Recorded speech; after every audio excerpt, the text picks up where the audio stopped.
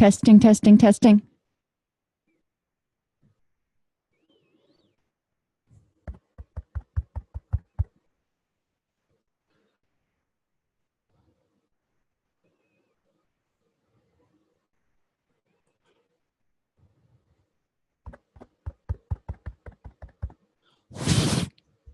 Okay.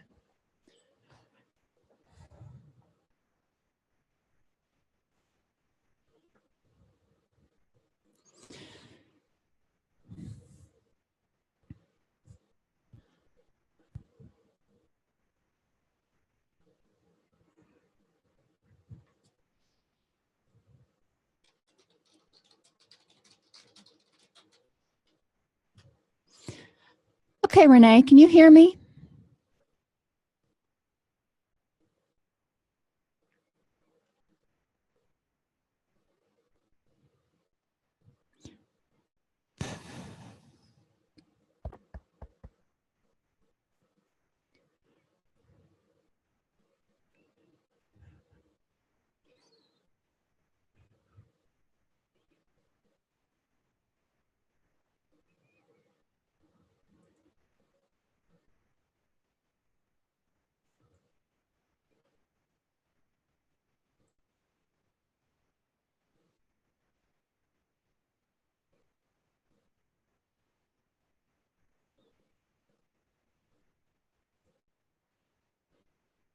Test microphone. Okay.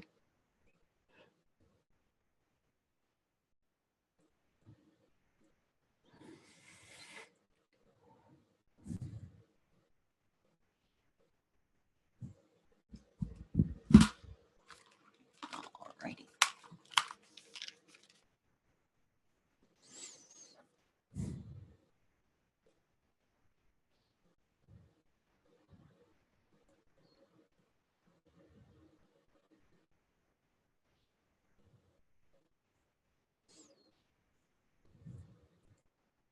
Okay, one more test here, and we'll be ready to go.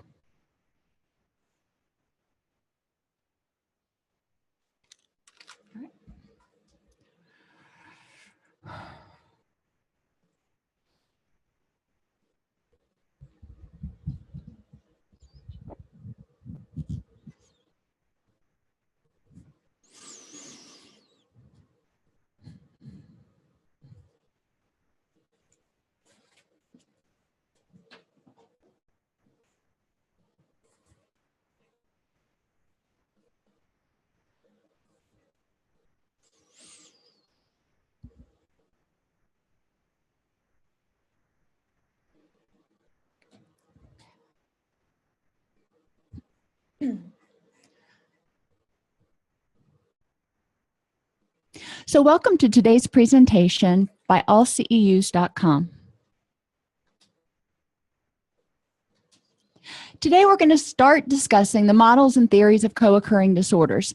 Now, when we think about co-occurring disorders, it's important to remember we're talking about mental health issues as well as substance abuse issues, but we're also looking at only a really small subset of the different theories of what causes these things. And when you get into the material that I've included in the course, the text material, if you decide you want to read that, and that's not on the exam, but you'll see that there's probably 75 different theories, all of them slightly different, none of them actually fully explaining why people develop substance abuse issues and mental health issues and why certain people don't develop those issues.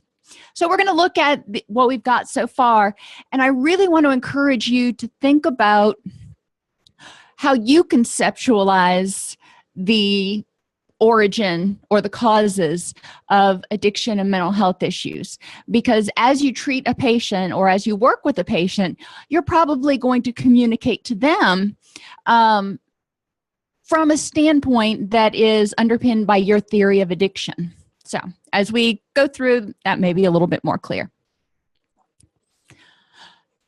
Over the next hour, we're going to explore the foundations, strengths, weaknesses, and recovery goals of the following theories.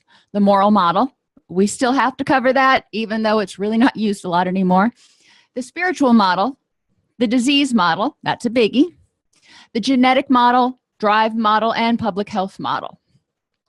Now, as I've said in other classes that, I've done, whether it be online classes on demand or the live webinars, I am not going to hold you accountable for the minutia.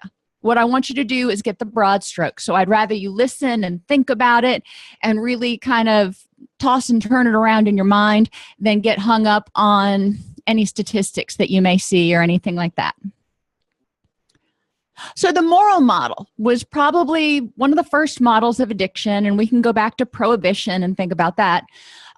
Addiction is a choice made by individuals with low moral standards. Addicts are characterized as inherently bad people who do bad things. Now, does this really explain what's going on? No, I haven't seen where it really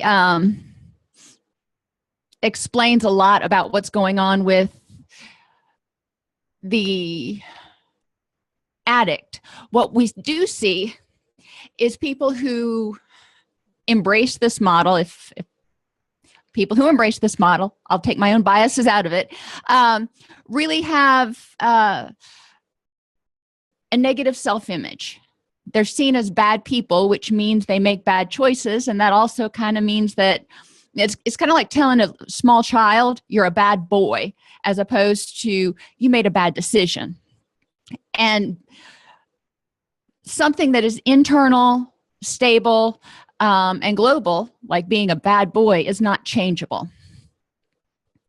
So, can this aid in some prevention efforts? Yeah, you can use it as a scare tactic.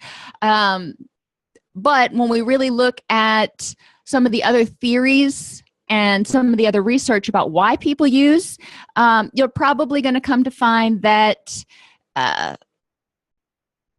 this doesn't really hold water, because even if they've been provided with all the scare tactics in the world, when it comes down to it, if a person is in enough pain that they need to engage in addictive behavior, what somebody said about it 15 years ago probably isn't going to make a huge difference. So, moving on. Drawbacks: it increases depression and self-loathing. People start seeing themselves as bad and loathsome people. And it doesn't provide any real solutions. If you're bad, how do you change that? That's like saying your room is messy.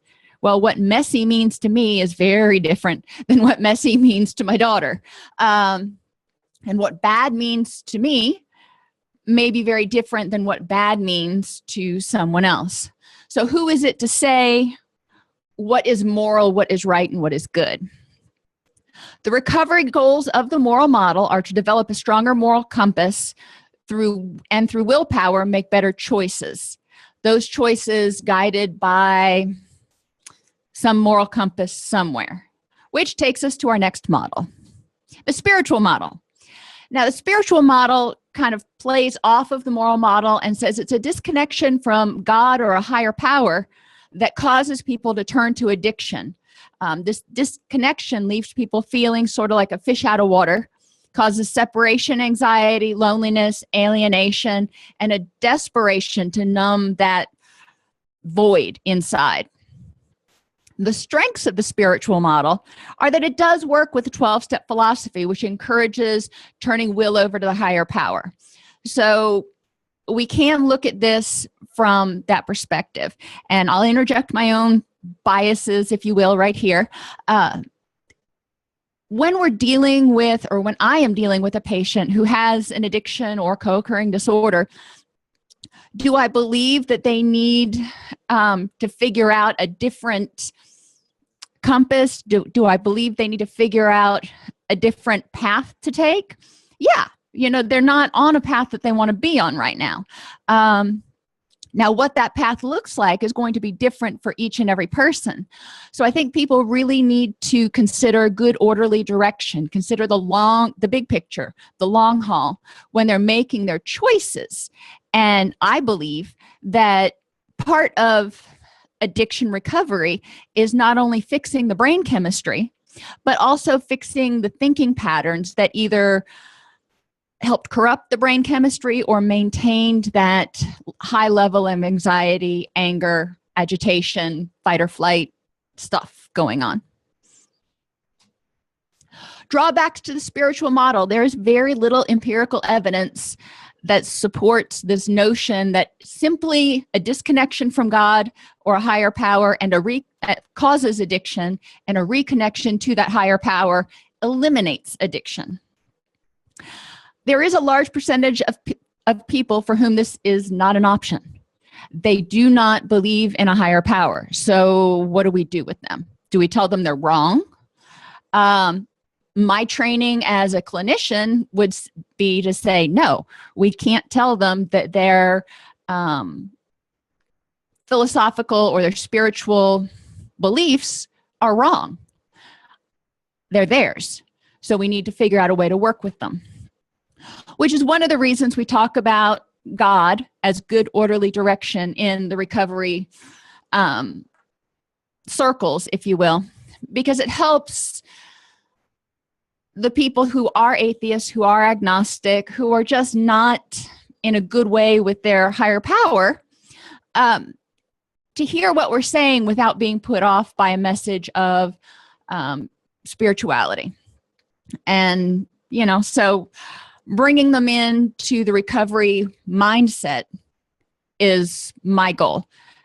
Honesty works for everybody. It doesn't matter if you have a higher power or not, honesty works. Hope that things will get better. Hope that if you do the next right thing, good things will happen. It works. Faith in yourself, faith in the process, faith in other people. At this point, we're not even talking necessarily about a higher power. Now, if people have one, great. But you can see how the principles of the 12 steps can be applied in a secular sort of situation.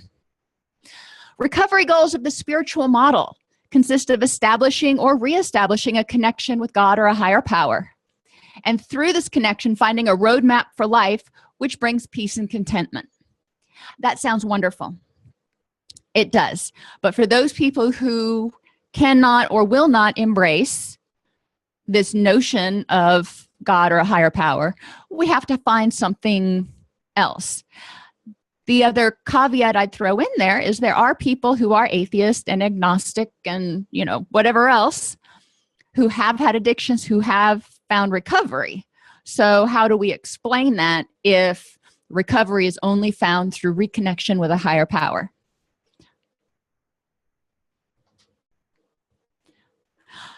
Now we're on to our medical model. This is the one that we talk about most, and this is the one that probably gets some of the most bad press, if you will. And there are pieces of it that are very accurate. But like every other model out there, it fails to explain with any statistical certainty who develops addiction and who does not develop addiction. So bear that in mind. The disease model says addiction is a consequence of physiological changes that addictions may cause. The disease model of mental health says that the mental health issues can be a consequence of problems in the brain chemistry. So putting that out there. In addiction, these physiological alterations can cause cravings to take more drugs. We know from other presentations and the research that the physiological alterations, the brain adapting to overstimulation from drugs, it does cause changes in the brain. And those changes do cause cravings to occur. So this is very much true. When we look at mental health, we also see that differences in brain chemistry, in brain circuitry, in just the brain itself can also predispose someone to depression, anxiety, PTSD. We know that there are changes in the brain that take place when someone has post-traumatic stress disorder. The disease model says users cannot be held accountable for their addictions and are, quote, powerless over them. It says that it's these biochemical changes, it's this organ dysfunction that causes the addiction. And that comes from the ACM website. So I put the web address down there if you want to go look at it. So a slightly different way to look at the disease model is one that's very basic. It says there has to be an organ. Well, in this case, the organ is the brain. There has to be a defect in that organ. Brain changes that are caused either before the addiction starts, causing mental health issues that lead someone to self-medicate, or brain changes that happen during the addiction because of overstimulation. So there are brain changes or brain defects which cause symptoms. And these symptoms can be cravings, they can be withdrawal, they can be tolerance. The physiological, quote, symptoms lead to behavioral actions, lead to emotions, lead to a lot of other things. So the disease model says if we address that defect in that organ, then the symptoms will go away. Well, that sounds great. But since we don't know exactly what problems in the brain cause addiction, we know that there's not a gene now. But since we don't know exactly which pathways do what, half the time, well, maybe not half the time, a lot of times we don't know exactly what neuropathway certain medications are working on. We just know, hey, it seems to work. Cool. Always makes me feel good when I'm talking to a patient about the medications they're on. But there's no way to reliably identify a defect or a cluster of defects that we can say, if this is present in a PET scan, we know this person is going to develop an addiction. So we're going to watch a little bit of a video. It's a Grand Rounds lecture given by Martin Nicholas in October of 2010. We're only going to watch part of it, but he talks about the disease model in a way that I found very interesting. Oops, and it's not going to open on the right slide. There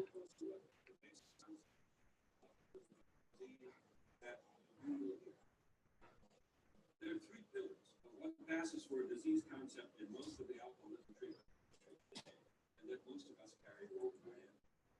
Number one, that alcoholism is, among other things, a spiritual disease, which can only be cured by a spiritual enlightenment involving surrender to a higher power.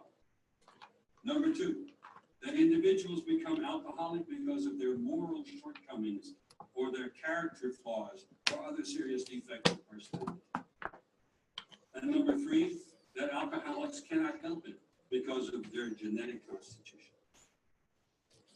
In other words, if you look at an alcoholic patient through this lens, what you're looking at is an arrogant sinner who's deeply damaged in their psychological and moral structure and is genetically programmed for disaster.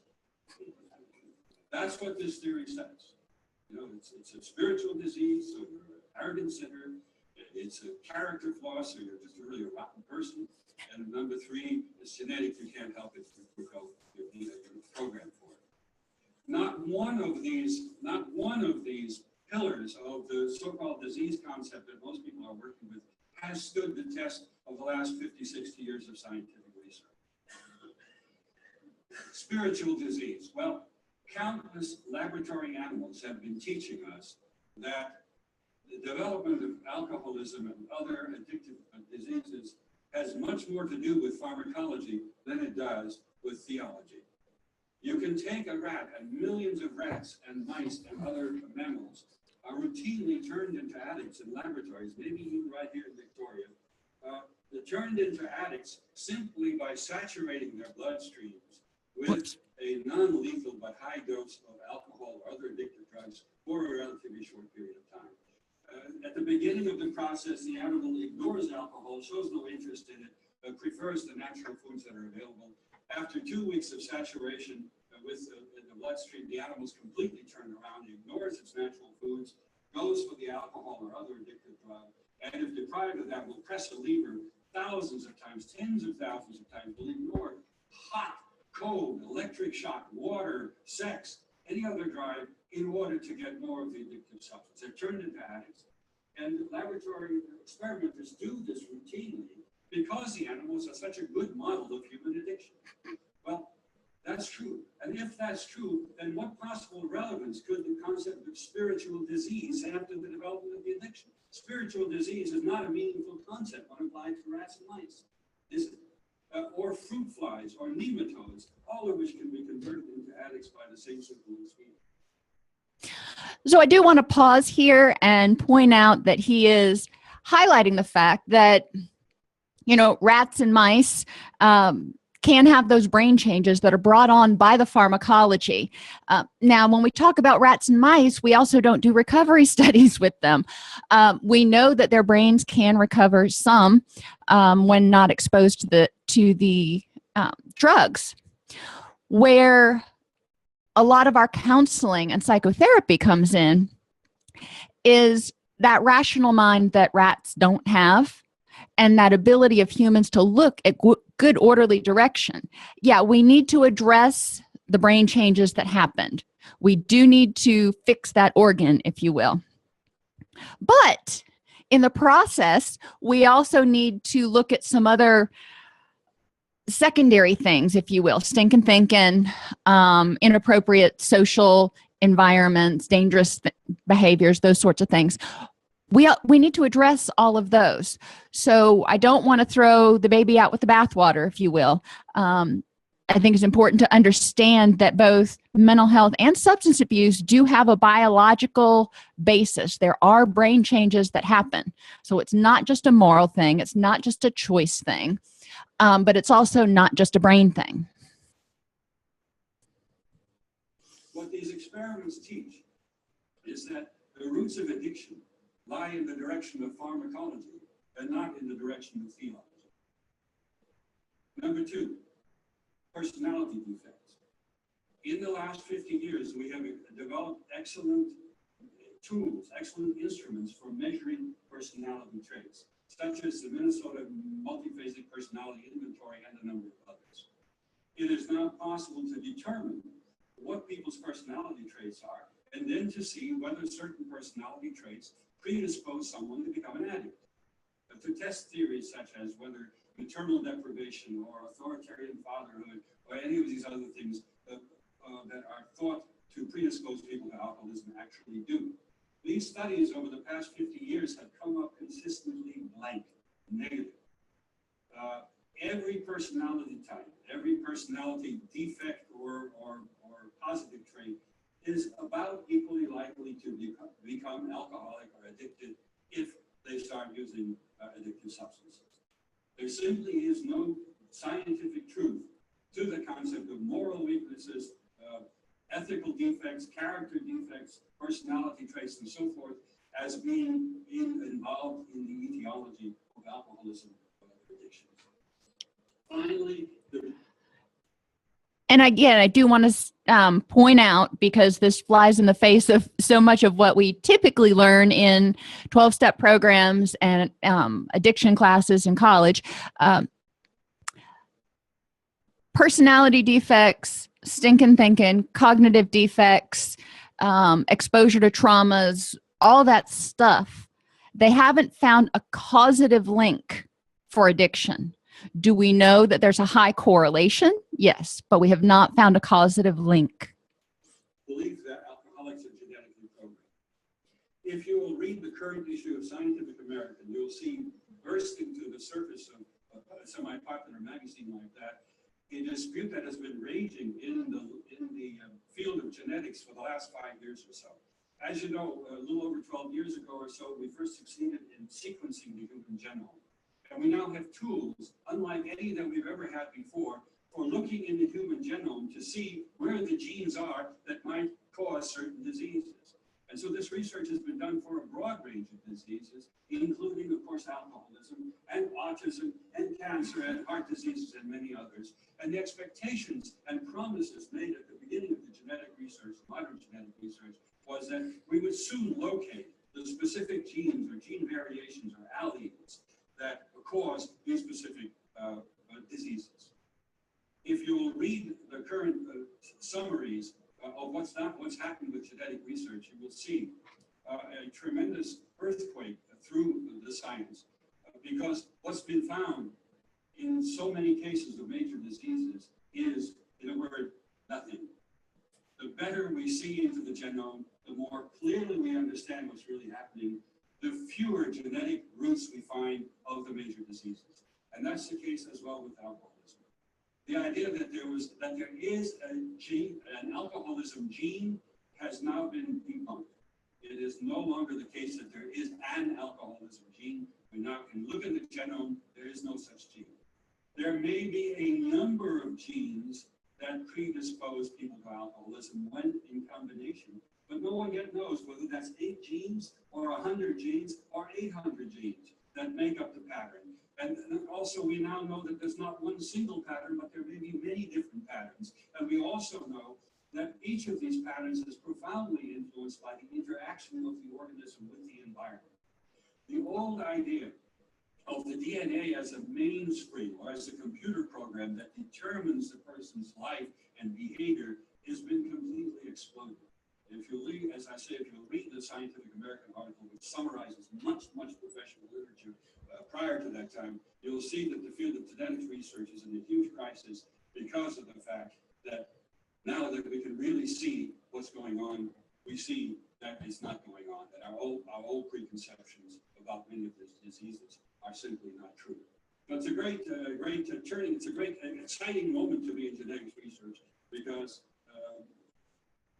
we now know the level of ignorance. But in any event, I'll stick to my subject, which is that the idea that there is an alcoholism gene and that the alcoholic is determined by his gene to become an alcoholic is just a myth. It's vaporware. It did not bear out.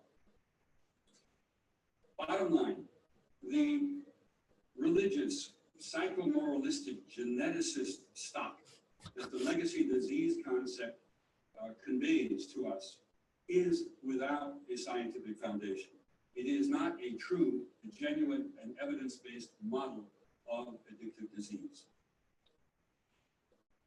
Given the pejorative content that's inherent in this model, namely that the alcoholic client is an arrogant sinner with terrible character flaws and genetically programmed, it isn't a surprise, is it, that physicians and other healthcare providers who have never taken an addiction medicine course to learn differently would have this furniture in their minds, and that they would look at the alcoholic patient as someone that's not very pleasant to deal with, as someone that really ought to be somewhere else. Get out of here, go to AA, and don't bother me. That's too often the feeling you get. And the reason for it is that medical professionals haven't been supplied with a valid, empirically supported model of addictive disease. Now, as a result of the shaky, to say it in the most kind way, as a result of the shaky foundations of the legacy disease concept, the disease concept has many opponents. Not only popular opponents, but also scientific opponents. There was a book a few years ago by Herbert Fingerette attacking the whole disease concept and saying it was just all bunk, that there was nothing to the disease concept of alcoholism at all. And there are many purveyors, many disciples of that attack today. If you follow the popular literature, you will see any number of websites that tell you that the idea of alcoholism as disease is just junk. The Supreme Court of the United States, when confronted with the disease concept, when asked to test its validity in particular cases, has thrown it out with scathing and sarcastic remarks that the disease concept is amorphous, ill-defined, meaningless, empty of content, and certainly not anything that the court could base its decisions on. So you have an opposition to the disease concept that would throw it out in its entirety. And the result of that would be, that if you discard the disease concept, what you're saying is that physicians should have nothing to do with it. It shouldn't even come to physicians' offices. To be sure, secondary symptoms of it, like the liver diseases and so forth, that remains for the doctors. But alcoholism per se, as a primary disease, is not for the doctors. It's not a disease. Get it out of that means that, that the jurisdiction over the alcoholic goes away from the medical profession and goes toward the clergy, the sinner, yes, the alcoholic is a sinner, so it goes to the clergy and the faith-based organizations, and it goes to the courts, the judges, and it goes to the prisons, where they punish or try to reform, or in any case warehouse, at least in the U.S., they warehouse and store the alcoholic until the money runs out.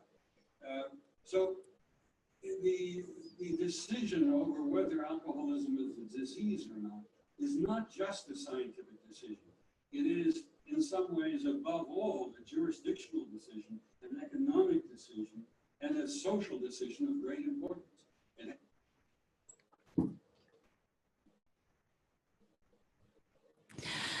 Okay, so there are a couple more slides on the disease model before we leave it. It is such an impactful model, and it does draw such rabid response, both for and against, that it's important to be well versed in it. Okay, when I was in graduate school and when I did my first practicum, I was taught the disease model, and the characteristics of a disease were that it was progressive, incurable, and fatal. And when I started doing research on the model of addiction and the disease model of addiction, that didn't really bear out, because it's not always, not all diseases are always fatal. You know, we start thinking about some physiological diseases that aren't necessarily fatal. But let's take those three characteristics just for giggles and look at it in terms of a behavior. Nearly any behavior is progressive, incurable, and fatal. Or not fatal, but progressive and incurable. Why is this? Because organisms behave in order to receive reward.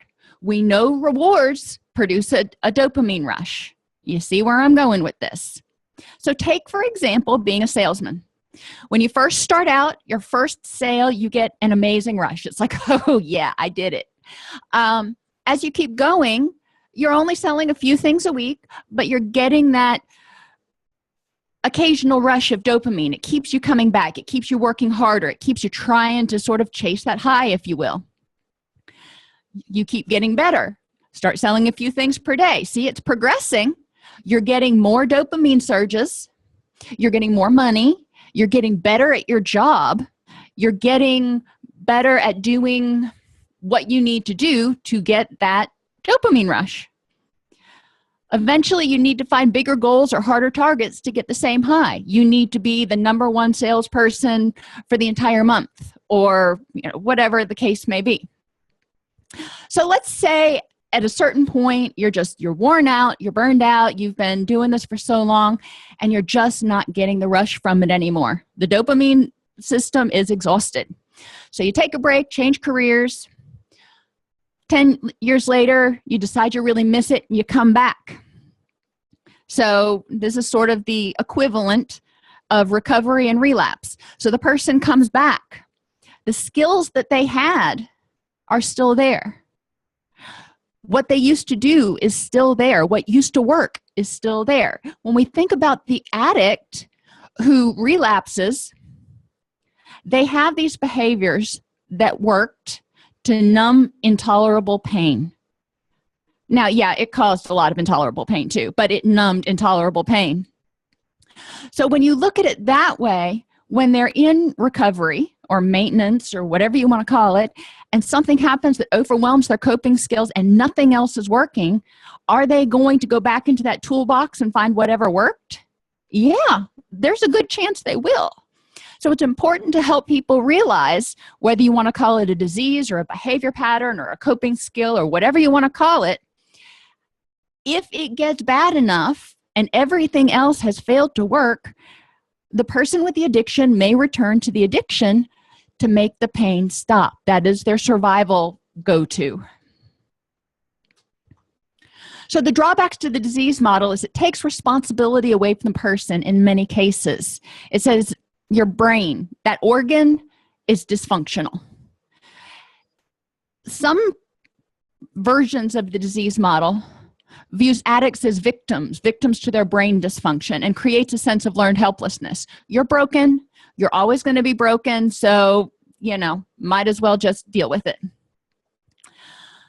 With the disease model, people need to develop a new way of living that protects them from these things. It's kind of like back, I'm going to age myself now. Back in the day, there was a story about a boy in a bubble who had no immune system, or very little immune system, so they had to put him in this very sterile bubble to help him stay safe. And what the medical model basically says is, unless we can figure out how to fix your brain, you need to stay in a very controlled bubble in order to stay safe. Now, going along with the medical models is the genetics or inheritance model. And like you talked about in the video, we haven't found a gene. There is not an alcoholism gene. We do know that there are combinations of genes that are more likely to be found in people with addictions, because it either makes them more reactive to the substance, or those gene sequences are responsible for pre-existing mental health issues. According to ASAM, genetic factors account for about half of the likelihood that an individual will develop addiction. So that's the same as taking a penny and flipping it and going heads or tails. Now, I don't really want to stake somebody's life on heads or tails. We do know that it's 50-50, but we also know if somebody has a predisposition, it doesn't mean they will develop an addiction. The strengths of the medical models are that in twin studies and adoption studies, there's been some evidence that there are certain brain characteristics that may be associated with the development of addiction. The drawbacks: the exact genes and genetic causes haven't been identified, and a predisposition does not mean causation.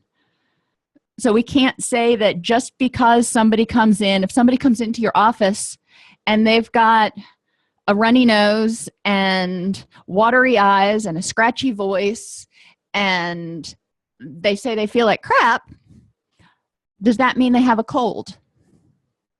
Not necessarily. They could be intoxicated on opiates. They could have any range of allergies. There's a whole bunch of things that could be going on when we look at the presenting issues, if you will. Recovery goals of the medical models are to understand why a particular addiction is rewarding. What brain circuitry is going on in there and getting all wonky? Fixing that reward circuitry, and avoiding exposure to things that could trigger the onset of the addiction. So maybe you have a really bad allergy to ragweed, and you take medication in order to reduce your histamine reaction to that ragweed. That's great. You're fixing that circuitry a little bit, maybe not all the way. But you also avoid exposure to ragweed because you don't want to trigger your addiction. You don't want to go, well, let's see exactly how much the medication will actually block the histamine reaction. Drive theories. Addiction involves the development of powerful drives underpinned by homeostatic mechanisms. This goes back to the broken brain. We know that the brain wants to maintain a certain level or homeostasis of our neurotransmitters.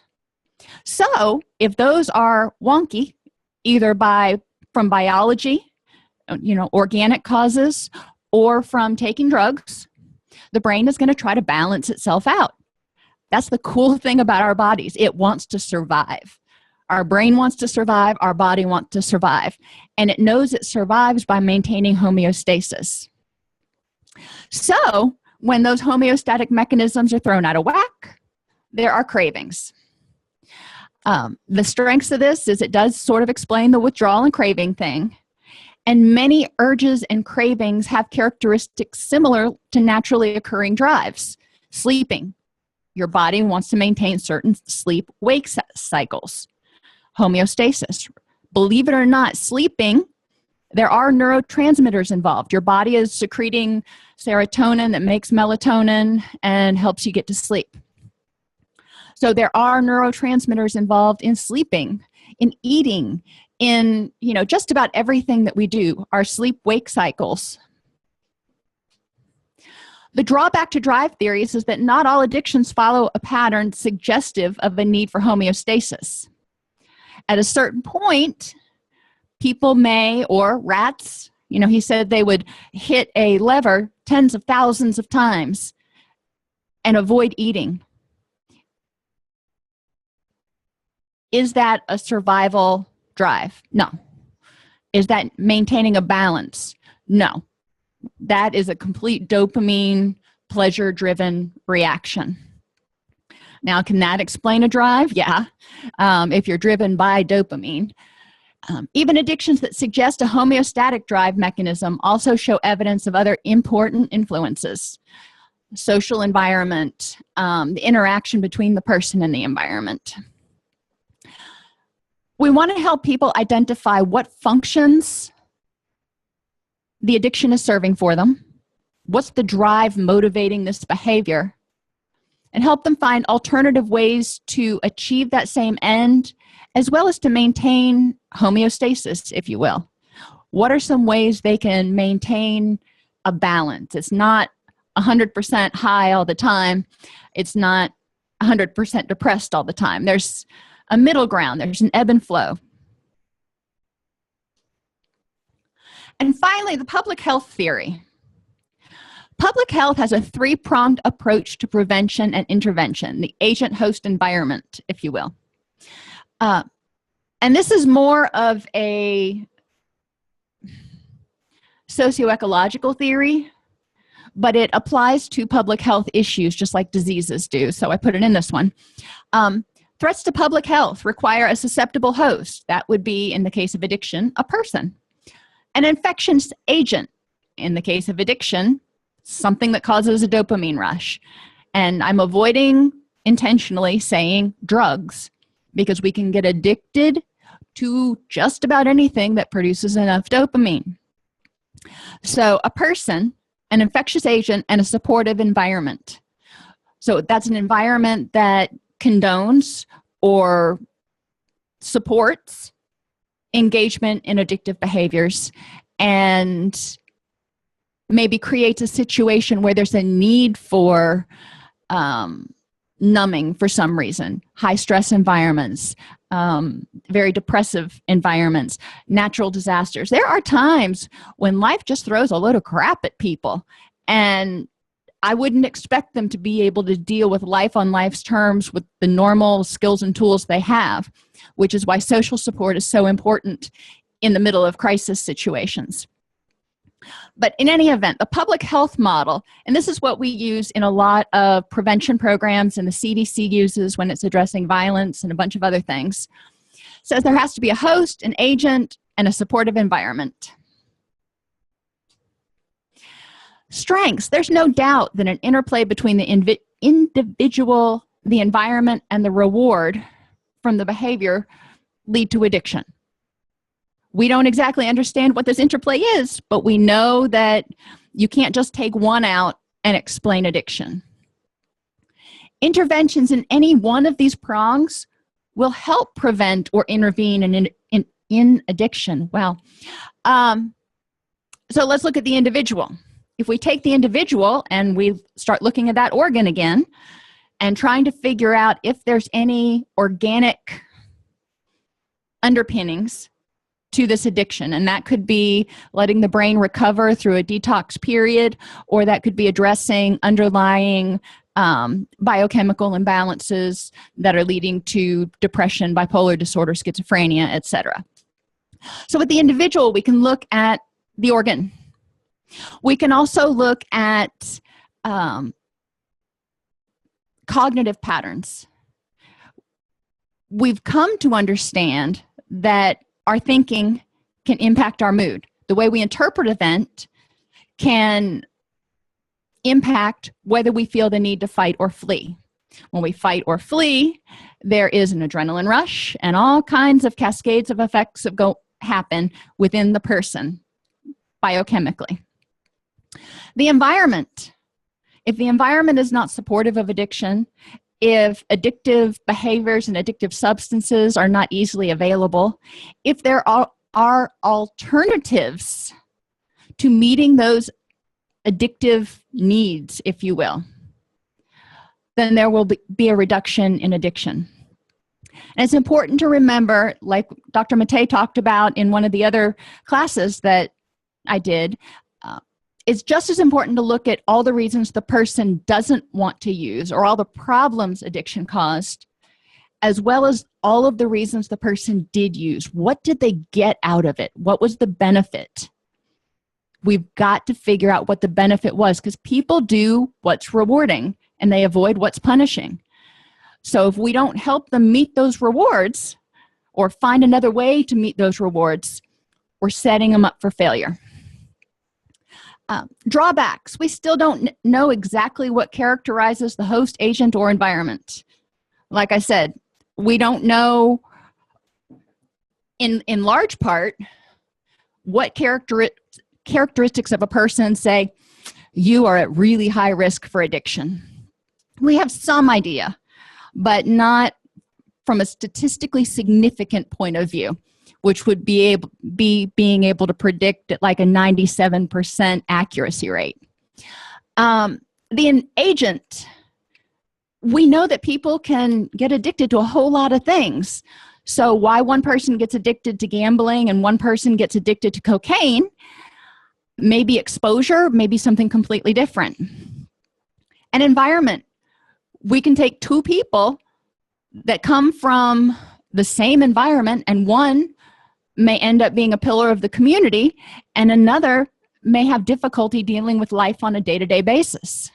So we need to look at the interplay between these things. My old boss is a perfect example. He was one of 13 children, and he was the only one of 13 children that did not have an addiction. So what was different with him? What, I don't know. The recovery goals in the public health model are to prevent further harm caused by the addictive behavior. Well, that makes sense. Develop a supportive recovery environment. Eliminate anything that made the host susceptible. Physical pain, emotional pain, poor coping skills, lack of social support. And eliminate the infectious agent or develop an immunity to it. So in the example of addiction, if we make the drugs and alcohol less available, if we make the porn less available, that's eliminating the infectious agent. Some things, like alcohol, we've figured out how to counter condition, if you will. You're not going to develop an immunity to it, but someone who is taking antabuse, for example, will get violently ill if they drink. So that prevents the reward from occurring. People who take opiate antagonists, the opiate antagonists block the action of the opiates, so they don't get the high. And it's like, well, what's the point? There are a lot of different things we can do to make the addictive behaviors less rewarding and to help people find rewards elsewhere. So the moral model is one of the earliest conceptualizations of addiction. Like most others, it provides only a unifaceted explanation for behavior.